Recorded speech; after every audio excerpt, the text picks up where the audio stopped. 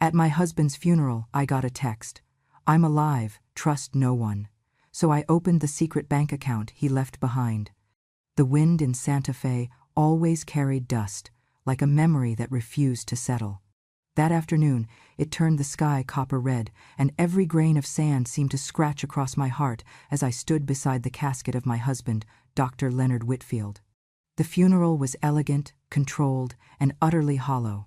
White roses lined the altar.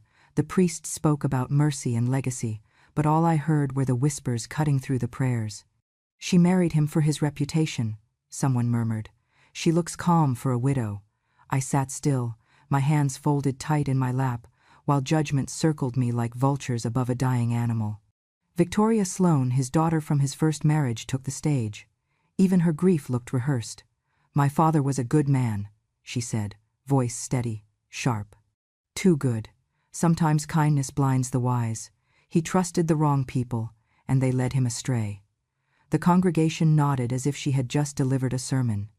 Her brother Ethan chuckled under his breath and leaned toward me. You might win an Oscar for this performance, Susan, he said, but the show's over. Try mourning like a real person. I looked at the coffin instead of his face. My throat ached, but no sound came. When the priest reached the final blessing, I bowed my head and whispered a prayer for silence. Then, in the middle of the sacred hush, my phone vibrated inside my pocket. I almost ignored it, thinking maybe Grace had sent her condolences. But the screen glowed through my tears, displaying a single message: I'm alive, trust no one. I went still, as if even my heartbeat was afraid to move. The letters burned through me like lightning through dry air. The sender was unmistakable Leonard's number. His contact photo, the one I had never deleted, stared back at me. The chapel spun, my knees buckled. Ethan's hand shot out, steadying me, but his tone was poison. Still chasing ghosts? He sneered. He's gone, Susan. Let it go before you embarrass yourself. I wanted to speak, to scream, but my mouth felt sealed shut. I heard Victoria whisper something to her brother, something like, keep her calm. We just need a few more days. Their voices faded into the low hum of the organ, and for a moment I thought maybe I had imagined it all. Maybe grief had turned on me. But then, as they lowered the casket into the earth, a strange clarity took hold. I wasn't crazy. Leonard had been many things: careful, methodical, deliberate. If he said he was alive, there was a reason. That night, the desert air outside my house was cold enough to sting. I couldn't sleep. I sat at the old oak desk Leonard used for everything: taxes, research, private notes no one was allowed to touch. His laptop was still there, lid closed, the faint smell of coffee and cedar oil lingering around it. I hesitated, then opened it. The login accepted the password, Heartline22, his old foundation name. It felt like breathing after holding my breath for years. Inside his email drafts, one unsent message sat at the top. The subject line read, "If you ever doubt everything." My hands trembled as I clicked it open. The body contained only one sentence. In case of betrayal, check Horizon Fund, account 0421. Password, Lighthaven. The word Lighthaven stopped me cold. It wasn't random. It was the name of the coastal town in Oregon where Leonard had promised to build our retirement home, the place we used to talk about during long drives through the desert. He said the sea there was quiet enough to heal a soul. I used to tease him, calling it a dream for other people. No, he said once, smiling at me. It's where truth breathes. For the first time since the funeral, I felt something other than grief. It was focus, purpose. I read the message again and again until the words blurred. Leonard's warning, trust, no one echoed through my head like an alarm I couldn't turn off. I didn't know what waited behind that account number, but I knew it was the beginning of something he had planned. Something he had hidden from them. And to everyone listening now, if you feel justice deserves celebration, smash that hype button. Let us keep stories like this alive, echoing far, far away. Your support helps us bring understanding and love to those who deserve it. Thank you so much. Keep listening. I closed the laptop and leaned back in the chair, staring at the ceiling fan turning slow circles above me. The room was still, yet it felt charged, alive, like Leonard was somewhere just beyond the wall, watching to see if I'd follow the trail. I wiped my tears, straightened my back, and whispered into the dark, "All right, Leonard. I'll trust no one, but I'll trust you." 2 years before the funeral, I was still a professor of mathematics at the University of New Mexico, teaching algorithms to students who looked through me more than they listened. Numbers had been my world for so long, predictable, loyal, silent. People were not. Then I met Leonard Whitfield at a medical ethics conference in Albuquerque. He was the keynote speaker, and I was there only because I had been asked to calculate statistical models for patient survival rates. When he spoke, I noticed the tremor in his left hand, the pause before every carefully chosen word. He talked about healing like it was a form of faith, not science. I remember thinking, this man carries his kindness like armor. He found me later that day in the hallway, carrying 2 cups of bad coffee. "You looked like you needed caffeine and an exit strategy," he said. I laughed for the first time in months. He was 20 years older, a respected cardiac surgeon who had lost his wife 5 years earlier. I had been widowed nearly a decade myself. We were 2 people with too much silence in our lives, and somehow that silence recognized itself. We married 6 months later, under the cottonwood trees near the Rio Grande. It was small, simple, and for a moment, beautiful, until Victoria arrived. She was his eldest, sharp-suited, sharp-tongued, the kind of woman who could make a compliment sound like a threat. She refused to sit down, even as Leonard pleaded. "You're embarrassing yourself," she spat at him. "You're marrying a math professor. What are you going to do? Have her calculate your pulse rate until you die?" Then she threw her champagne glass at the wall, the shards scattering like punctuation marks to her rage. Ethan, her younger brother, stayed quiet, eyes darting between us and the guests, like a boy trying to count exits. After that day, they never spoke to me again, unless money was involved. To them, I was the outsider, the woman who had come too late to deserve a place in the family. Leonard told me not to worry, that time would soften them. But time, I learned, only polishes resentment until it shines. A year into our marriage, Leonard launched the Heartline Foundation, a medical charity meant to fund surgeries for families who could not afford them. He asked me to help keep the books, and I did, because I believed in the cause and because working beside him made me feel like part of his world. We spent long nights at his office, cross-checking expenses, writing grant proposals, drinking coffee that had gone cold hours before. It felt pure, honest, necessary, until the night his voice cracked over a single line of numbers. "I found something," he said quietly, staring at the spreadsheet. "Someone's draining the foundation. Wire transfers to shell companies in Arizona and Nevada. Each one looks legal until you follow the pattern." He scrolled further, and my breath caught when I saw the authorization code. V. Sloan. "Victoria?" I whispered. He nodded, defeated. "She's using our charity to launder investments." I wanted to believe it was a mistake, but the signatures match. I can't confront her yet, not without proof. I remember touching his shoulder and feeling the weight of everything he'd built collapsing under betrayal. For weeks afterward, he grew restless.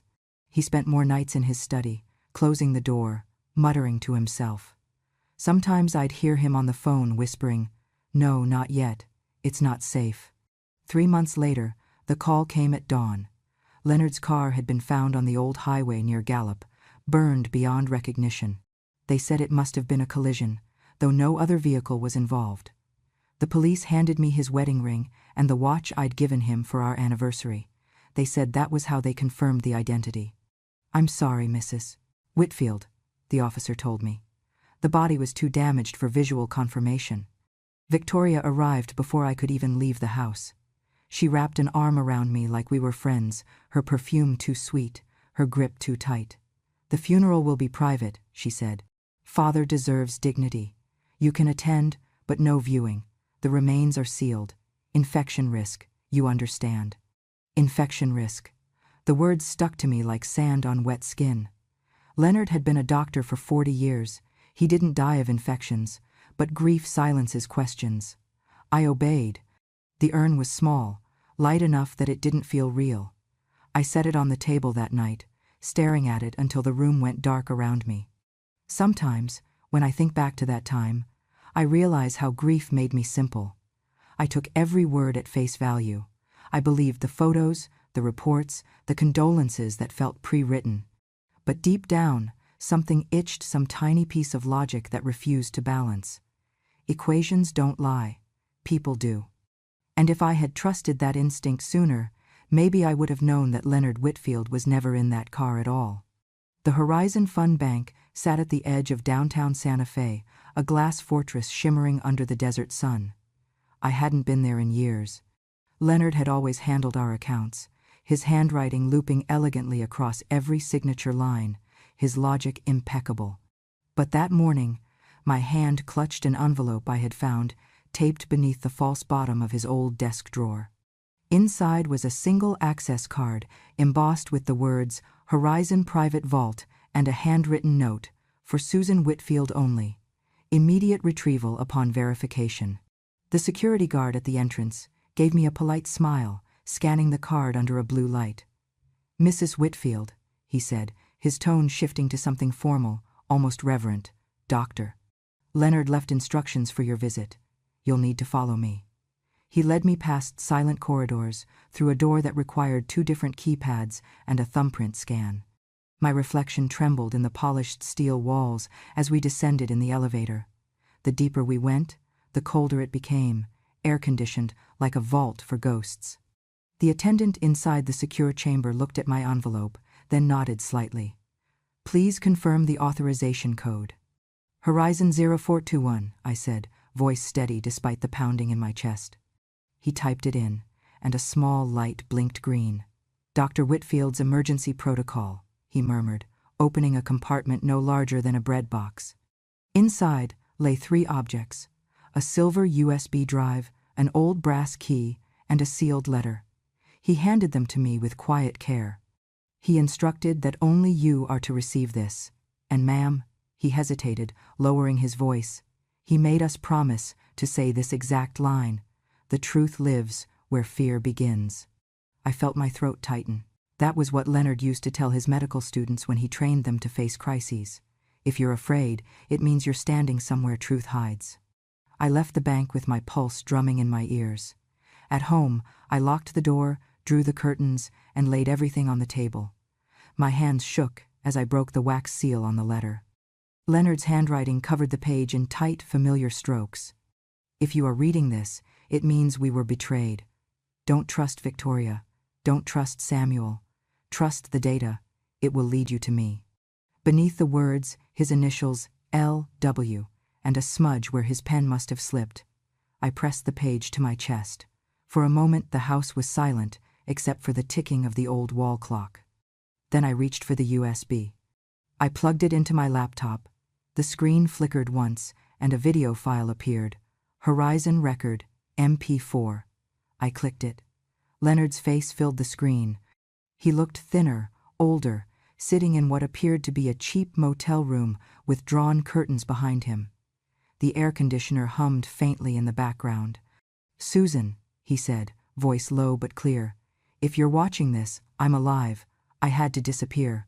Heartline Foundation was compromised. The money for surgeries, the donations, they were being siphoned through shell corporations under Victoria's name. Samuel helped her cover the trail. I couldn't expose them without proof, and I couldn't stay alive once they realized I knew." He glanced over his shoulder, nervous, then back at the camera. "I left everything you need on this drive. Logs, documents, recordings. The truth is here. When the time comes, the files will activate automatically and send themselves to the right people. You'll know because you'll see the signal." He paused, his expression softening. "I'm sorry, Susan, I couldn't tell you. I had to make you believe I was gone. But I promise I will come back when it's safe. Until then, you are the only one I trust." The screen went dark. I sat frozen, my reflection faint on the black screen. Tears came slowly, sliding down the corners of my face, but I didn't wipe them away. I reached for the mouse again and noticed another file, run, file.exe. It pulsed like a heartbeat. I hesitated. My instincts screamed caution, but Leonard's voice echoed in my head. "Trust the data. I double-clicked. The program unfolded instantly. Code lines streamed across the screen like lightning server addresses, encryption keys, file transfers. A blue progress bar blinked. Uploading evidence to FBI Cyber Division. Uploading evidence to Associated Press. Uploading evidence to New Mexico State Bureau. The system was alive, and it was moving faster than I could breathe. In less than a minute, I realized what he had done. Leonard had built an automatic justice engine. The moment I opened the file, it began broadcasting his proof financial logs, shell company records, video testimonies to every legal and media network he had pre-selected. Outside, I heard sirens echo in the distance, faint but growing. My laptop chimed once, showing the final message. Transfer complete. Account 0421 secured. Subject: V. Sloan asset freeze initiated. I leaned back, trembling, half laughing, half crying. My husband had turned truth into code. And to those listening now, if you feel justice deserves celebration, smash that hype button. Let us keep stories like this alive, echoing far, far away. Your support helps us bring understanding and love to those who deserve it. Thank you so much. Keep listening. I stared at the blinking cursor, unable to move. My mind replayed Leonard's words. You'll see the signal. The laptop beeped again. A new message appeared on the screen from an unknown sender. Transmission confirmed. I'm watching. Don't stop. The brass key on the table caught the light, its engraving faint but legible. Lighthaven, the house by the ocean, the place we were supposed to grow old together. I whispered into the quiet, Leonard, what have you done? Then I realized the better question was, what have you started? They celebrated like vultures at the Sloan estate, the grand house perched above town like a trophy. I had seen photographs of it in Leonard's office files, marble foyer, floor-to-ceiling windows, art that cost more than a year of my salary had ever paid, but seeing it full of their laughter made my skin crawl. They had the audacity to call it a victory party. They popped champagne as if the corks were drumbeats for a funeral march. They toasted to a future already counted and divvied between them. Stepmother's probably digging through ashes for loose change, Victoria said, voice silk and poison, raising her flute as if to clink it against my absence. Ethan laughed too loudly, bobbing his head like a boy who still believed in someone else's lies. To freedom, he said, and to the new account, as if they were christening a ship bound to fortune. Some nights I imagined barges of cash drifting down from the clouds into their laps. Tonight the money tasted like bile in my mouth. I sat in my bedroom, watching the live feed they had set up for friends who could not attend, and I watched them preen like peacocks in a gilded cage. The camera caught every slick smile. The host, a local financial blogger, who had been fed the rumor mill for weeks, called it a family reclaiming legacy. I felt nauseous that he had a microphone, and I did not. Then the screen flicked to the news alert, an ugly red banner that split the glossy party footage in half. The anchor's voice cut clean through their celebration like a scalpel. Breaking news. FBI opens investigation into Heartline Foundation over suspected financial irregularities, he said. The footage shifted to official footage agents moving through a glass building, dark suits, and purpose. My laptop, on my lap, chimed its own little alarm. The champagne glasses on the live stream froze in midair. Faces turned white as if someone had opened a window onto winter. For a split second, the entire house seemed to stop breathing. Even through the live feed, you could feel the air collapse under the weight of that one sentence. I watched Victoria drop her glass. The sound was small but final. For a moment the room held its breath, then collapsed into a kind of fumbling panic. Ethan muttered, "Impossible, no one but Father had access codes." The words came out like a prayer. The host tried to fill the silence with speculation, but the anchor was already reading the statement the Bureau had released. We have received an anonymous transfer of evidence, including transaction logs, shell company registrations, and internal correspondence implicating parties associated with Heartline Foundation. Victoria's jaw clenched. Her lips worked as she searched for an explanation. For a breath, she looked like a child caught with a hand in a cookie jar, only more dangerous because she had the power to make things worse. That cannot be real, she said, voice small. He my father, he would not. She did not finish. Ethan's face drained of color, the tips of his ears reddening as he realized that the world they had been polishing might be glass that could shatter. I could have laughed then. The absurdity of it all was almost funny. The great house, the curated grief, the list of beneficiaries prepared as if at the dawn of the apocalypse.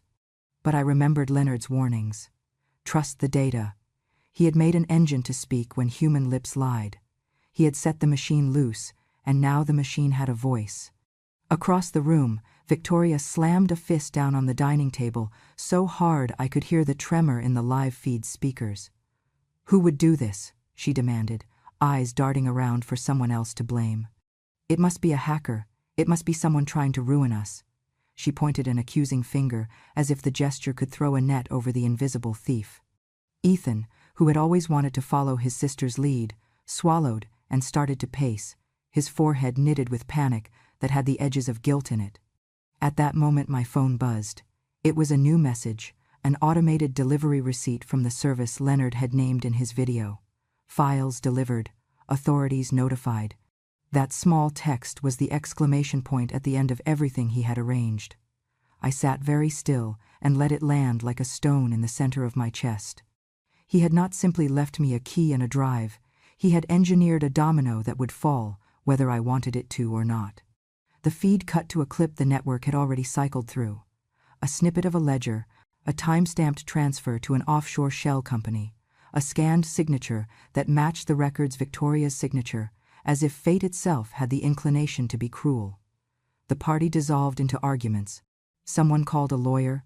Someone else began to quietly gather the most expensive pieces of art, as if theft could be a defense or a disguise. I watched them, feeling the distance between us like a gulf that could not be bridged by apologies, no matter how late. And then I watched Victoria do something that, in another life, would have made me laugh with pity. She stepped in front of the camera, smoothed her dress, and delivered a line rehearsed long ago. "This is a smear campaign," she said, eyes bright with forced fire. "Someone is trying to destroy my family's name. We will cooperate with authorities. We are confident the truth will exonerate us." She smiled with the exact teeth a practiced liar uses to sell faith. Her statement was a prayer and a threat. It was thin armor. I remembered the night Leonard showed me one of Victoria's emails, the kind of casual cruelty that could be typed and set aside like a finished meal. If the old man wants to play romantic, let him. He will not take what is ours to give him. Reading it then, my heart had sunk with the knowledge that the world had become a ledger of favors and payments, and that generosity could be rebranded as theft. When the first federal agent left the scene, they had the look of people carrying news that changes lives. The feed showed the party house emptying as guests were shepherded out like witnesses. It was a kind of theater, people retreating from the stage once the script had been rewritten. Victoria stood in the foyer, phone pressed to her ear, voice a low animal sound. Ethan slumped onto a couch and covered his face. They had thought themselves clever. They had been arrogant. They had not accounted for the man who knew how to turn numbers into testimony. I felt no triumph in that moment, only a cold, resolute sorrow.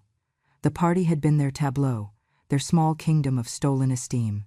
The FBI had knocked the chessboard clean, and the pieces were tumbling.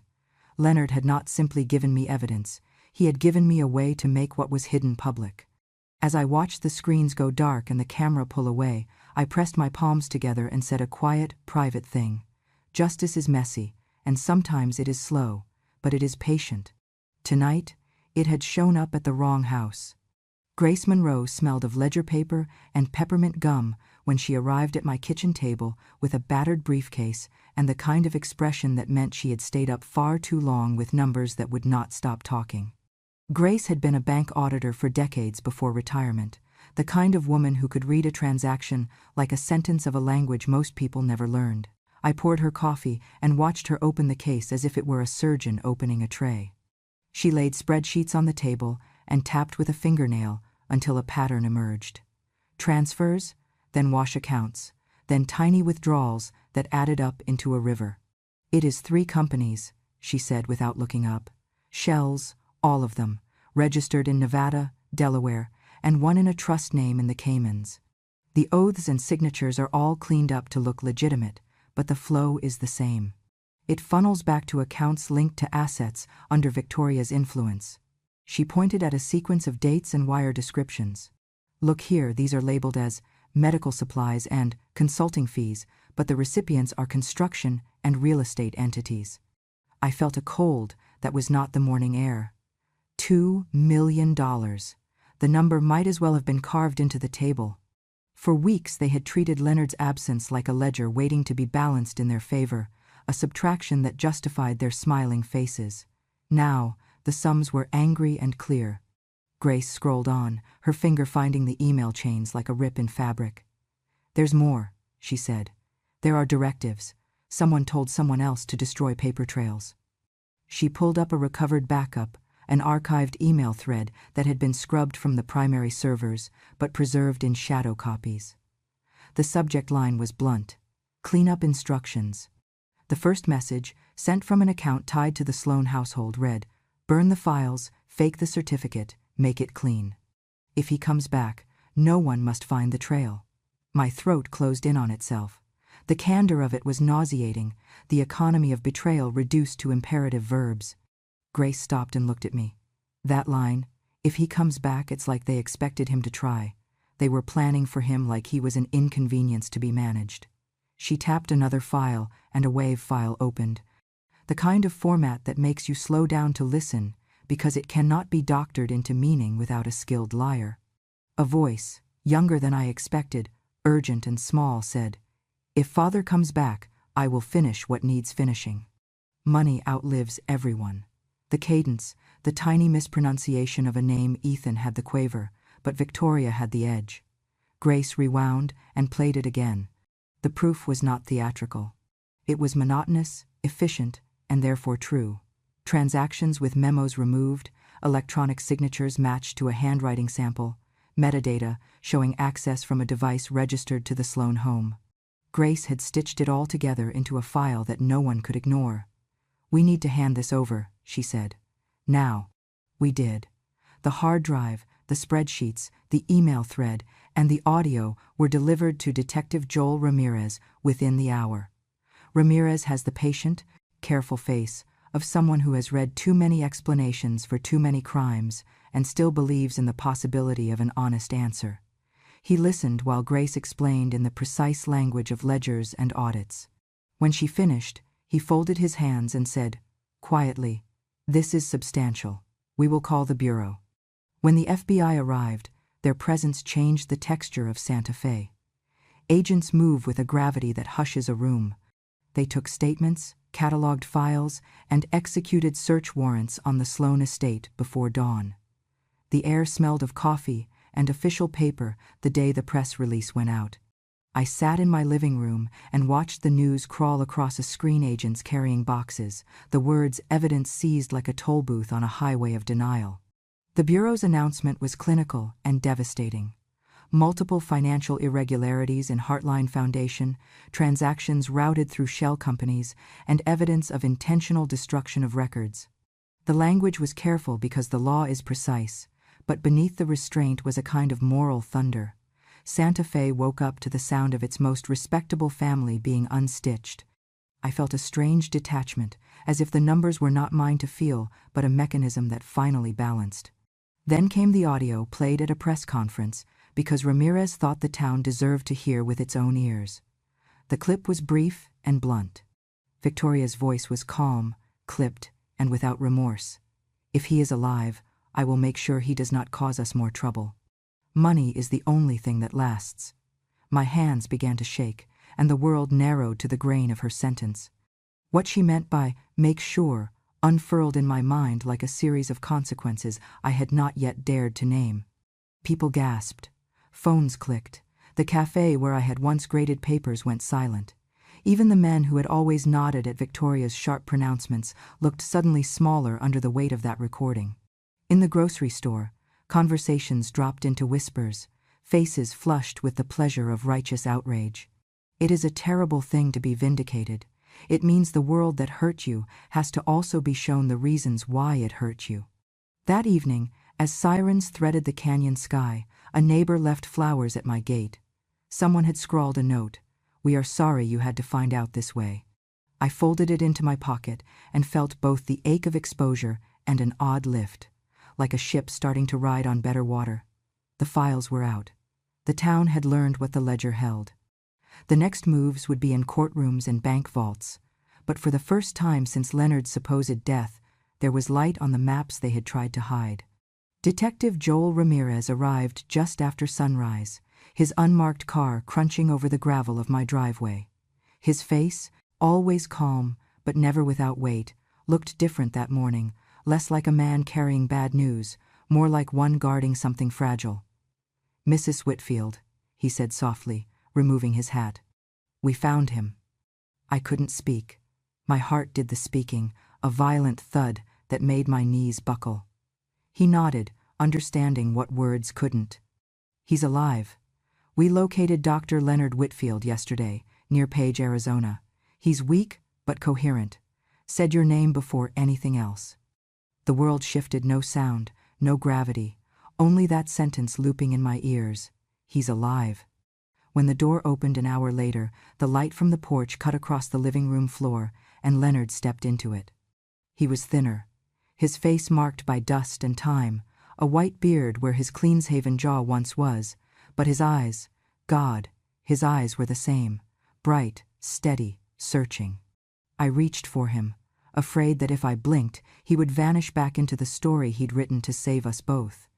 "I knew you'd read the message," he said, his voice a whisper scraped raw by wind and hiding.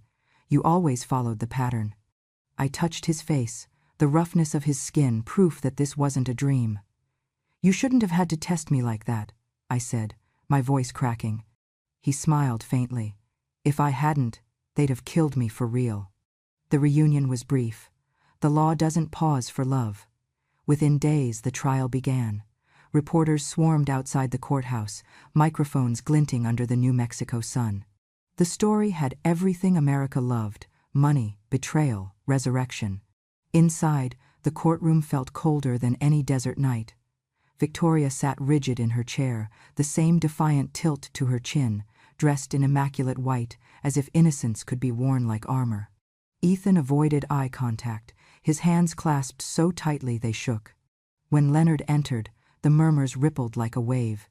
Even the judge hesitated for a breath, stunned to see a man the world had buried walk into his own trial. Victoria stood so fast, her chair scraped the floor. "You should have stayed dead," she hissed, her voice too sharp to be grief. Leonard only looked at her with a sadness I had never seen before. "You had every chance to make this right," he said softly. Her face twisted. "You chose her a stranger over your blood." The room held its breath. Leonard stepped closer, his voice calm but strong enough to cut through marble and memory. "Blood doesn't make a family, Victoria. Character does. And you spent yours like currency." Gasps rustled across the gallery. Even the reporters stopped typing. The prosecution moved swiftly, each exhibit like a hammer strike. Forged death certificate, falsified financial logs, laundering records, and the audio recording of her saying she'd finish what needed finishing.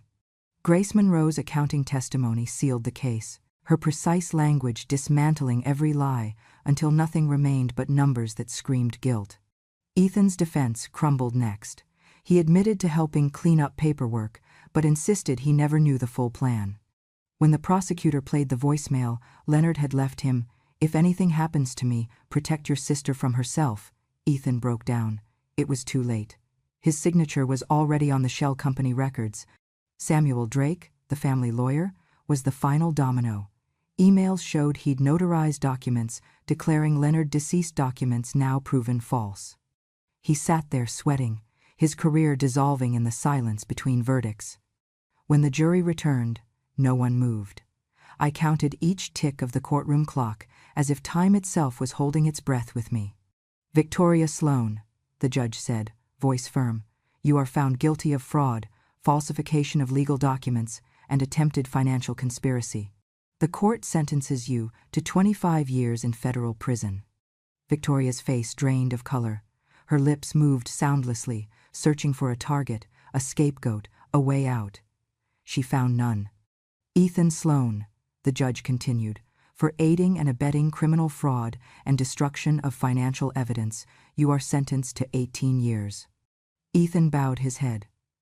For a moment, he looked like the boy I'd seen at that first dinner, lost, unsure, and small, still chasing love on a leash. And Mr. Samuel Drake, the judge finished, your license to practice law is hereby revoked. You will serve 3 years in state custody for obstruction of justice. When the gavel fell, the sound echoed like thunder rolling across desert stone. Leonard reached for my hand, his voice trembling just slightly. We lost too much to call this a victory, he said. I squeezed his fingers. Maybe not victory, I whispered. Maybe survival, and that's enough. Outside, the press swarmed again, cameras flashing like lightning. Leonard paused at the courthouse steps, lifting his face to the sunlight for the first time without fear. The desert kept me alive, he said quietly. But he looked at me. She gave me a reason to come back. For a long moment, I just stood there beside him, letting the light burn away the shadows that had clung to us both. Justice had come coated in data, carried on circuits and courage. And finally, the world had listened. The Oregon coast greeted us not with sunlight, but with a mist that shimmered like breath on glass. The air was cold, salted, alive. It carried the sound of waves breaking against the cliffs, the call of gulls, and the slow heartbeat of something that felt like peace returning after exile. Leonard drove the last mile himself, hands steady on the wheel though the road curved like a secret. When we reached the house I thought had only ever existed in our dreams, I forgot how to breathe. It was exactly as he described it in those quiet nights years ago. A white house perched on the edge of the world, framed by wind-worn cedar trees and endless gray water. The porch faced west, where the sun sank every evening into the same sea that had carried sailors and ghosts home for centuries. The sign on the fence read Lighthaven, carved by hand. My name was on the deed, though I hadn't known it yet. We didn't speak much on the drive. The silence between us wasn't heavy anymore, it was peace, finally earned. Leonard turned off the engine and looked at me, his expression soft but lined with everything we'd survived. I bought this place before I disappeared, he said quietly. I thought if I ever got back to you, I wanted a place that wasn't haunted by the desert. Now it belongs to us. I stepped out of the car, the wind tugging at my coat. The ocean stretched before us, vast and unjudging. It's beautiful, I said, but the words felt too small. My voice caught when I added, You kept this secret all along? He smiled faintly. Some secrets save us, some just wait until we're ready. Inside, the house smelled faintly of cedar and sea salt. There was a fireplace with a driftwood mantel, shelves lined with old books, a window seat overlooking the beach. It didn't feel like a hiding place. It felt like a promise fulfilled.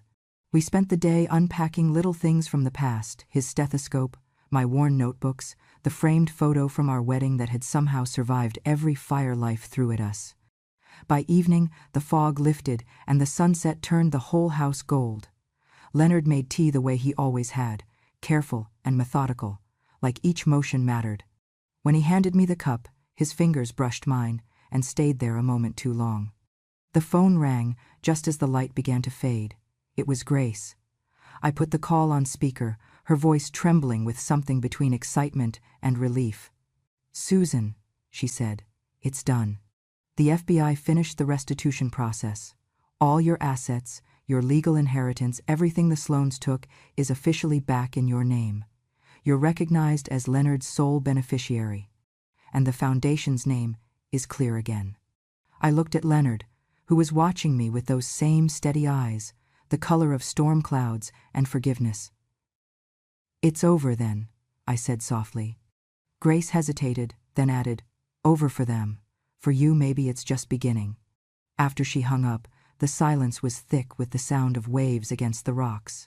I walked to the porch and looked out at the horizon, where the last light melted into the ocean.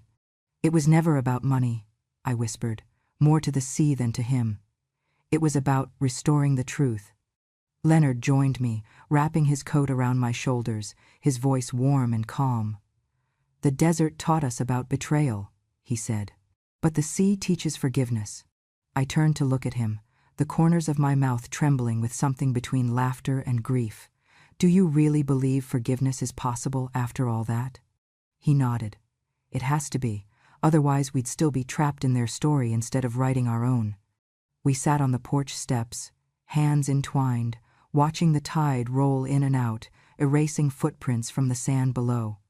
The wind was cool, but not cruel. For the first time in years, I didn't feel the urge to look over my shoulder.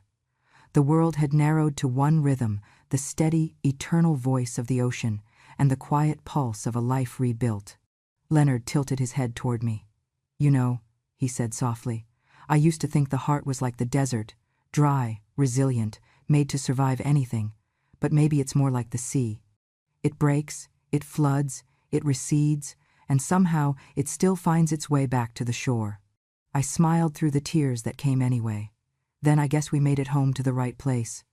The sky darkened, the stars emerging like slow confessions. We stayed there long after night had settled in, not talking anymore, because there was nothing left to explain. The world beyond Lighthaven could do whatever it wanted, spin its gossip, chase its ghosts. Here, there was only truth, wind, and water. And the two of us, finally still. A year later, the house at Lighthaven had settled into its rhythm, the sound of the waves against the rocks, the soft ticking of the clock. Leonard insisted on winding every morning, and the whisper of seagrass brushing the windows when the wind turned west. Time no longer rushed at me, it simply passed, like the tide leaving traces, smoothing edges, returning what mattered. On the first anniversary of our arrival, I sat at the oak desk overlooking the water and began a letter to Grace. My handwriting had grown slower but steadier, and every word felt earned. Dear Grace, I wrote. I used to think I had buried love in Santa Fe, somewhere between a gravestone and a lie. But it didn't die, it simply moved houses, traded dust for salt. Out here, the air smells of endings and beginnings at once. Leonard spends his mornings walking the shore, pretending to collect driftwood, but really listening to the sea. I think he still talks to the ghosts he fooled once. As for me, I talk to the waves. They always answer, even if it's in a language older than forgiveness. I paused, looking out the window. Leonard was in the garden, pruning the rose bushes he'd planted last spring, their petals pale against the blue-gray sky. He worked slower now, his movements deliberate. Sometimes he hummed an old tune, off-key but comforting. I continued writing. The world has finally stopped asking for my version of the story. Maybe that's what justice really is. Not headlines, not trials, but the quiet that follows when truth has done its work.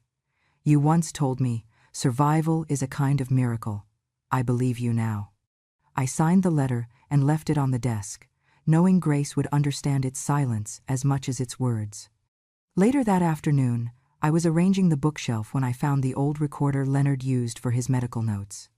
It had been tucked behind a stack of files, its red light blinking faintly, an artifact from another life. I pressed play, expecting the soft hiss of static. Instead, his voice filled the room warm, steady, impossibly alive. If you're hearing this, Leonard said, his tone gentle but certain, it means you chose to live. I froze, the sound pulling every memory into focus. The funeral, the text, the desert, the trial, the sea. Then something inside me eased, like a knot finally loosening after years of tension. I smiled and whispered to the air, and I did. The recorder clicked off, but the echo of his words seemed to linger, folded into the wind outside. I opened the door and stepped onto the porch. The evening light was gold and silver all at once, the kind of light that blurs the line between water and sky. Leonard was sitting on the steps, looking out toward the horizon. I joined him, resting my hand over his. The sea roared softly, and the air smelled of salt and memory. He turned to me, a slow smile curving his mouth. Writing again? He asked. Just a letter to Grace, I said, telling her that we're still here. He nodded. That's all the world needs to know. We sat together in silence as the sun lowered itself into the Pacific, the waves rising and falling like slow breathing. For the first time in my life, I didn't feel watched, judged, or haunted. I felt present entirely, quietly alive. As the light faded, I could almost hear something in the rhythm of the sea, not words, not exactly, but meaning. The wind carried it closer, a murmur just loud enough to make my chest ache.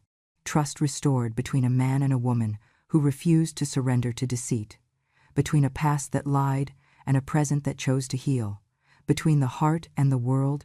When I opened my eyes again, night had arrived. The stars were scattered like silver dust, and the moon cast a path of light over the water straight to our porch. Leonard reached for my hand, and we sat there, two shadows carved against the glow of the sea, listening to the endless voice that had carried us here. Some stories end in silence. Ours ended in sound, the steady pulse of waves against rock, the whisper of the wind through open windows, and the faint echo of a promise kept. And somewhere in that vastness, I heard it again, softer this time, as if the ocean itself were smiling. Trust restored.